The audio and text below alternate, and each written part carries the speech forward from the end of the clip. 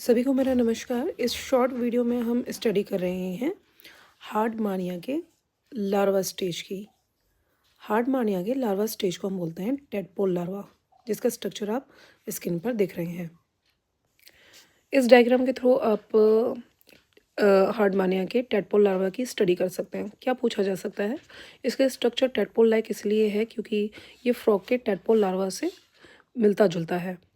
अच्छा, दूसरा क्वेश्चन आपसे पूछ सकते हैं कि जैसे ये जो लार्वा है कितना टाइम लेता है एग फर्टिलाइजेशन के बाद डेवलप होने में? तो 10 to 12 आवर्स का टाइम लगता है। कितना लॉन्ग हो सकता है? तो 1 mm हो सकता है।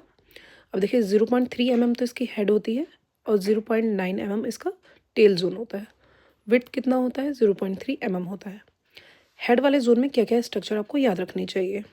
देखिए ये लार्वा जो होता है आपका फ्री स्विमिंग लार्वा होता है।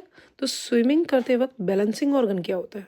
तो बैलेंसिंग ऑर्गन के लिए याद रखेंगे ऑटोसिस्ट। इसको हम इस वाले डायग्राम में देख सकते हैं। ऑटोसिस्ट सिंगल होता है हेड वाले जोन में। अच्छा, फोटो रिसेप्टर कौन सी चीज़ें होती हैं? तो यहाँ पर आपको क्लियर नहीं आ गई, यहाँ आप क्लियर करके देख सकते हैं। ये ओसिलस ऊपर वाले डोर्सल साइड में और ये वेंट्रल ओसिलस प्रेजेंट होता है।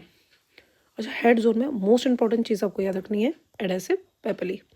ये जो एडेसिव पेपिली होती है नंबर में 1 2 3 होती है, 2 डोर्सल साइड में, 1 वेंट्रल साइड में। अच्छा, इसका काम क्या होता है? जब मेटामॉर्फोसिस होता है लार्वा का तो अटैचमेंट के लिए हेल्पफुल होती है। तो मोस्ट इंपॉर्टेंट है एग्जाम के लिए। टेल वाले जोन में आप क्या याद रखेंगे? देखिए टेल फिन याद रखिएगा।